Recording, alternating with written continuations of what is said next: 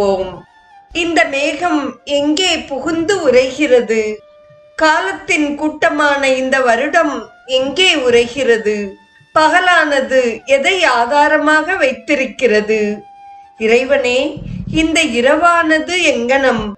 மாதங்களும் பருவங்களும் பக்ஷங்களும் முகூர்த்தங்களும் நிமிடங்களும் திருட்டிகளுடன் கூட எதை ஆசிரியிக்கின்றன?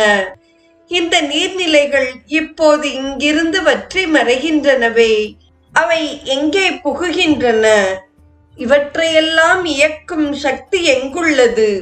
காலமானது நீரில் புகுகின்றது, நீரானது சூரியனிடத்தில் புகுந்து உரைகின்றது. மேகங்கள் நீரை சூரியனால் அடைகின்றன. மின்னல் சூரியனிடத்தே இணைக்கப்பட்டுள்ளது. இந்த பூமியானது சூரியனாலேயே அழகாய் திகழ்கிறது.